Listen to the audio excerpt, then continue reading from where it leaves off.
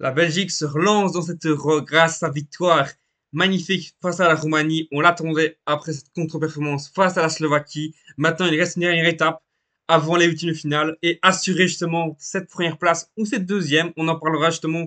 Quelle est la meilleure solution dans ce groupe? Si c'est mieux de terminer deuxième, c'est mieux de terminer troisième. On en parlera justement. Mais je pense que tout reste possible aujourd'hui. On parlera justement globalement et brièvement de ce match face à la Roumanie. Qu'est-ce qu'on peut attendre de ce match face à l'Ukraine, qui est normalement le favori de ce groupe avec la Belgique. Et enfin, on passera par justement notre petit pronostic et notre composition probable de chacun. Ben voilà. Globalement, Alexis, salut déjà. Ouais, salut. Salut, voilà. On vous le dit, on recommence une deuxième fois, hein. Voilà. Donc, un match qui démarre très très fort face aux Roumains. C'était, Ouais, on marque après un peu plus d'une minute de jeu. Bah, c'était le goal typique de ce qu'on attendait finalement, c'est-à-dire une équipe qui a envie, qui met du pressing et qui conclut ses occasions. Donc, on a eu tout ce qu'il fallait dans ce match. Ça n'a pas été parfait dans tout, mais on a su se réveiller, se révolter avec notamment un tout bon Tielemans. ouais, Tillmans qui était pas vraiment une surprise, mais il fallait justement une révolte dans surtout dans cette équipe et dans la compo. Tillmans a remplacé un Mangala qui est un profil trop défensif. Là, on a justement eu ce lien avec De Bruyne et on a vu une équipe beaucoup plus offensive. Tillmans, on le sait, et il y a une stat aujourd'hui, c'est un tiers des buts dans cette Euro sont inscrits en dehors de la surface, donc il faut en profiter. Tielemans est une arme. De Bruyne, pour moi, ne l'exécute pas encore assez, malgré son but aujourd'hui, je trouve. Mais ça fait une arme en plus. On connaît la patte de Tielemans et je suis content. Je trouve que c'est enfin le gars à 26 ans. Il devrait déjà être un leader dans cette équipe. Normalement, c'est un capitaine en devenir et c'est peut-être pas encore le cas. Bah, oui, là, il a montré qu'il était capable de justement assumer ce rôle de cadre dans l'équipe nationale. Donc, ça pourrait être bien qu'il continue sur cette lancée. Pour moi, enfin, il y a eu une petite concurrence entre guillemets, on va dire, avec Mangala, mais quand tu vois son match, Il n'y a plus je de pense débat. qu'il y a pas de débat. Non, non, non, pas du tout. Franchement, après, voilà, on sait ce qui s'est passé dans ce match. On a eu du mal à finir nos actions. On s'est fait peur, justement. J'avais prédit justement ce type de scénario dans la vidéo précédente. Si vous n'avez pas vu, je vous invite à la voir, même si, voilà, vous connaissez le scénario. Donc, voilà, ce qui s'est passé, c'est qu'on a eu du mal à marquer ce deuxième but. On s'est fait peur, notamment avec bah, une grosse boulette de Nana, j'ai envie de dire. Je pense que tout le monde voit l'action que ça se passe. Cette erreur de Nana est... Bah ouais, c'est le genre typique d'erreur qu'il ne faut pas faire contre les grandes équipes. Ici, c'est parce que c'est la Roumanie, donc ça paye pas, mais contre d'autres équipes d'un autre calibre, ça peut coûter très cher. Donc, pour résumer ce match, je dirais que c'était vraiment un très bon match. Ça rassure, mais il y a quand même encore quelques points à améliorer et c'est ça que j'espère qu'on améliorera contre l'Ukraine. Donc, ce genre de boulette notamment, tuer le match plus vite, Tout à fait. parce qu'à 0, pardon, on se fait encore un peu peur. Donc, il faut vraiment qu'on conclue plus vite nos actions. Mhm. Tout à fait, ben voilà, on a quand même laissé des occasions à cette équipe roumaine, ça c'était obligé, et on en revient rapidement. Normalement, on est tous d'accord, le but annulé, Romelu n'a pas de chance, mais jusqu'où on va aller?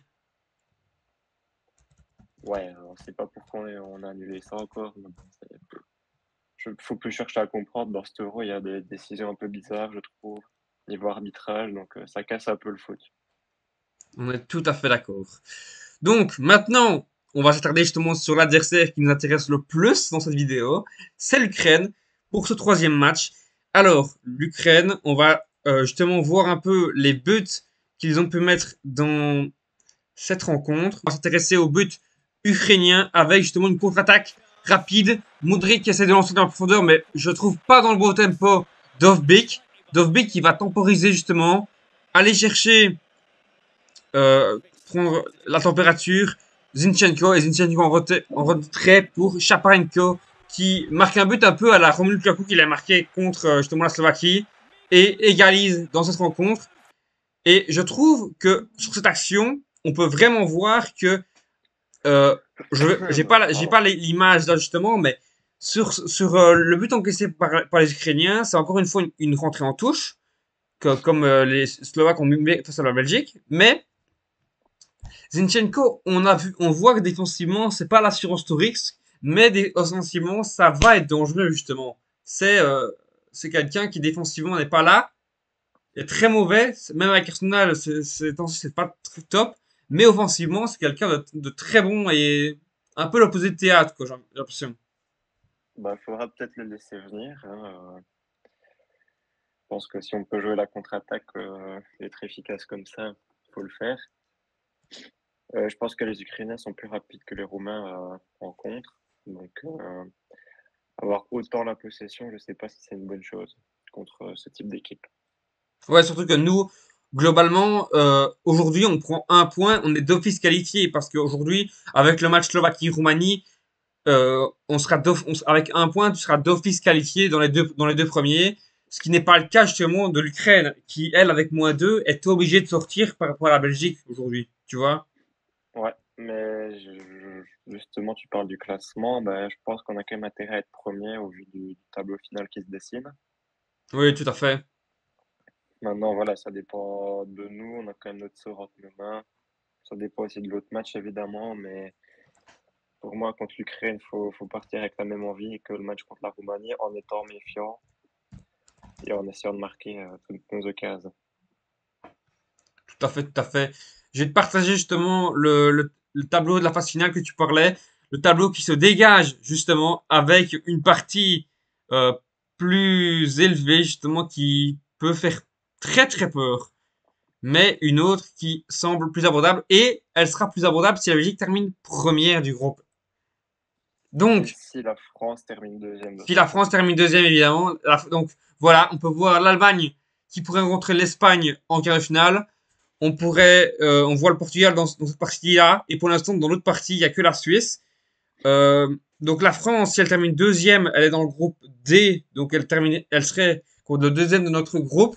Donc ça pourrait être un groupe hyper relevé si la France et la Belgique terminent deuxième, ce serait vraiment un tour incroyable.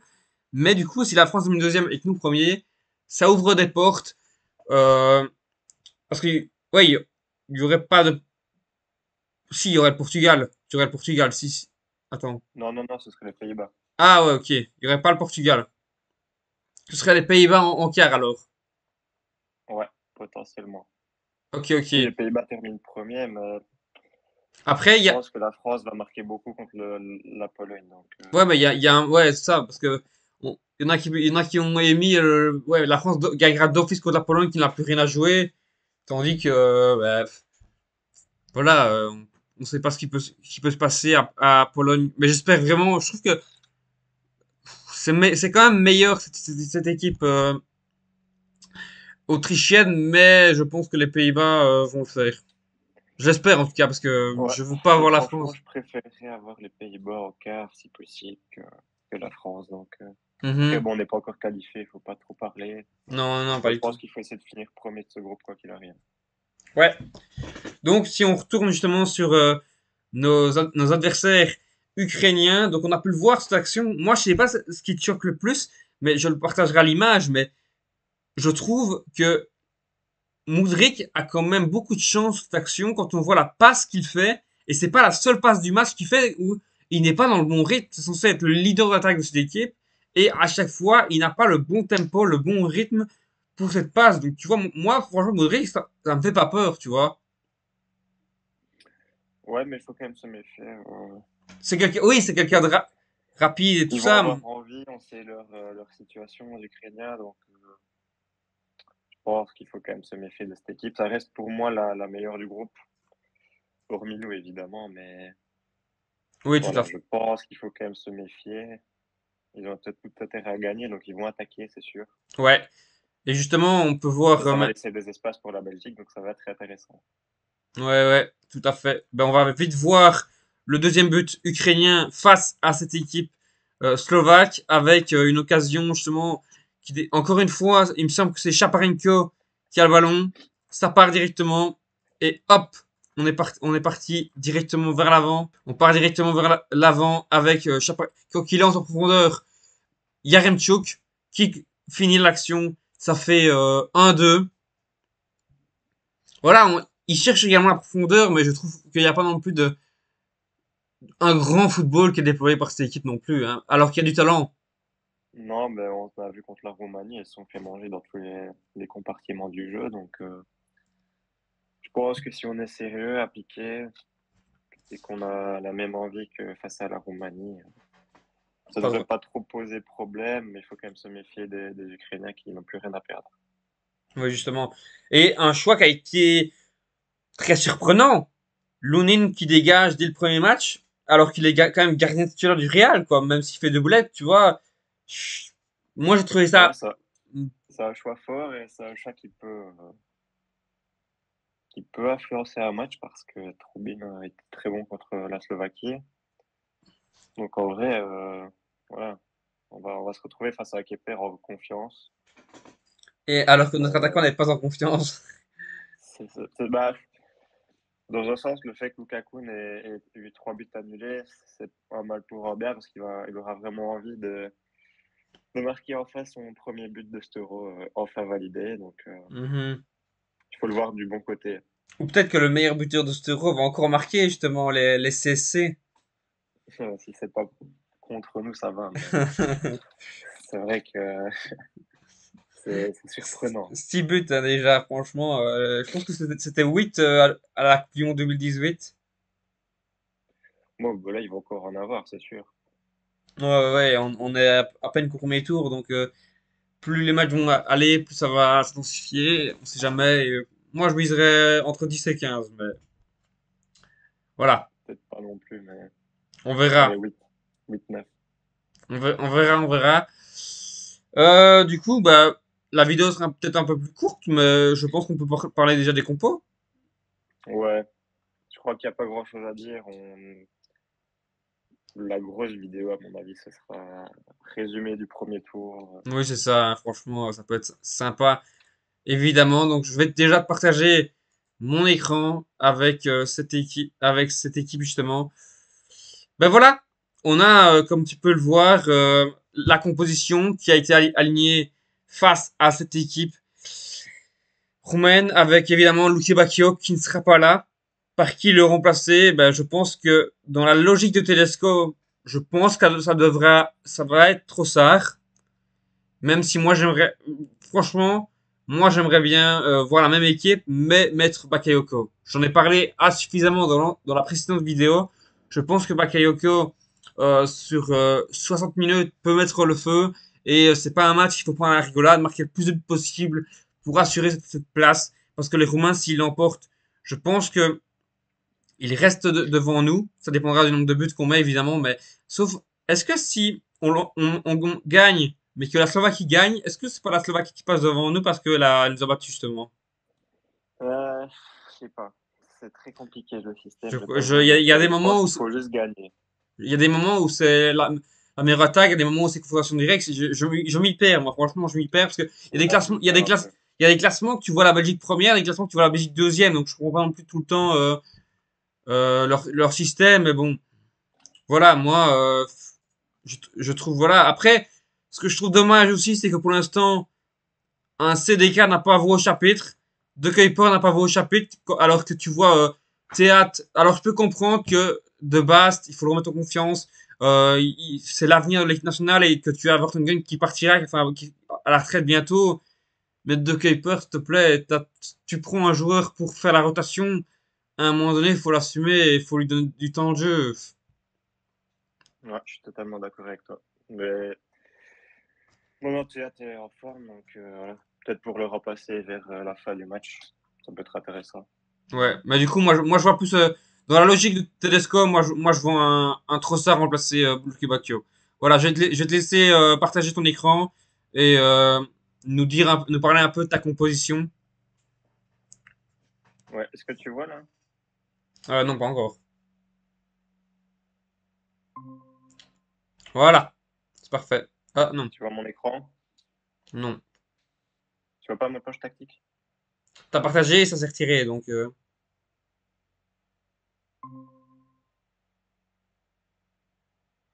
voilà. Là, tu vois ma planche? Ouais, je vois, je vois.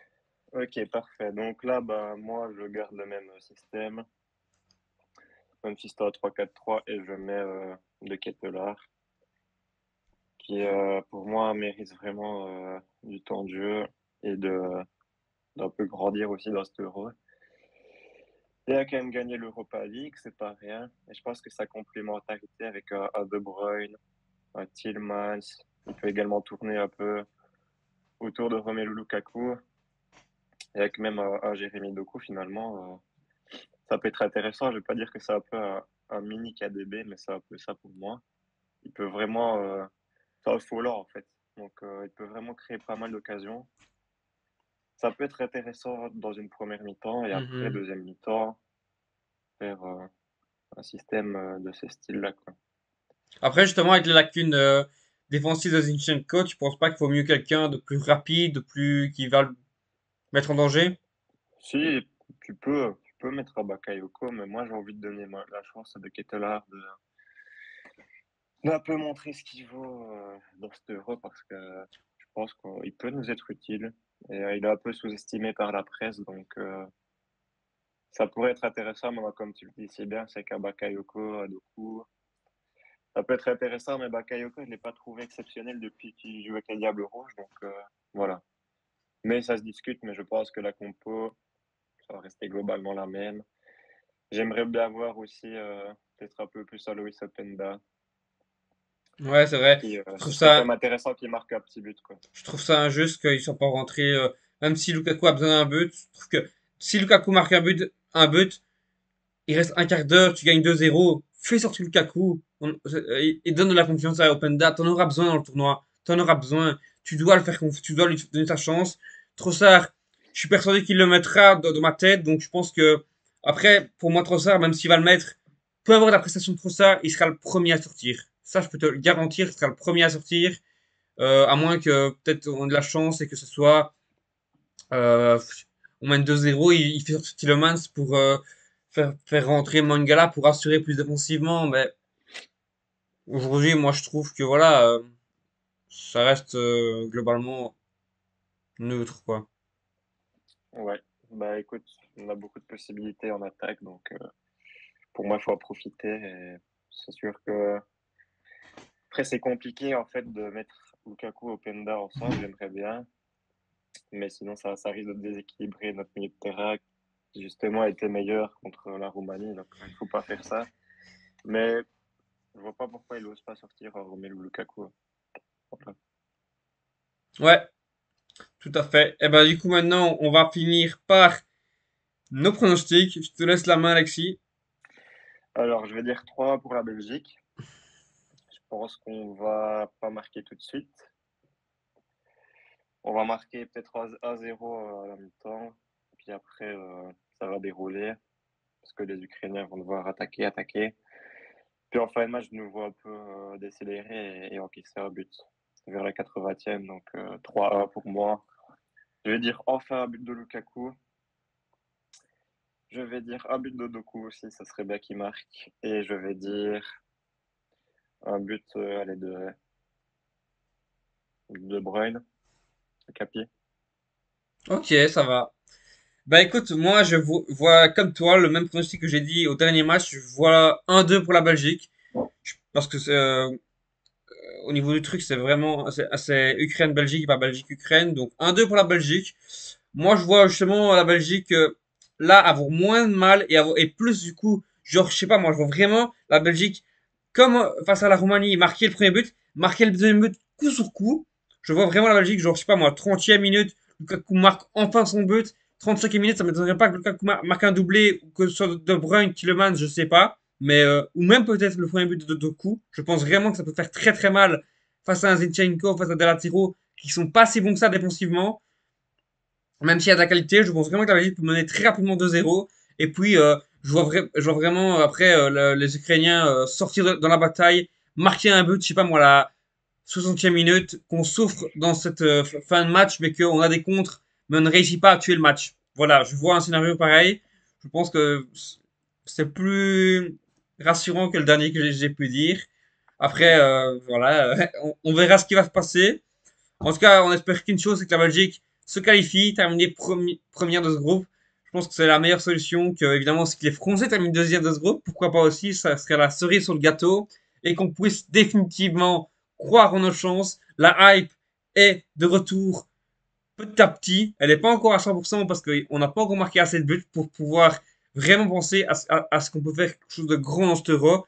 Mais on y croit, on a envie d'être derrière les Diables Rouges, de penser que tout est possible. Et voilà. Je te laisse le mot de la fin. Bah, t'as tout résumé. Il faut être premier et espérer que le tableau final soit abordable pour nous. Et comme tu dis, la hype, elle revient tout doucement. Ça nous a rassuré ce match face à la Roumanie. Donc, on espère qu'ils vont pas nous décevoir contre l'Ukraine et qu'ils vont améliorer encore ce qu'il y a à améliorer et confirmer que le match contre la Slovaquie est un match à oublier et que c'était une erreur professionnelle. Tout à fait. Voilà. N'hésitez pas à liker, à vous abonner. Et nous on se dit à la prochaine pour de nouvelles vidéos. Ciao les gars!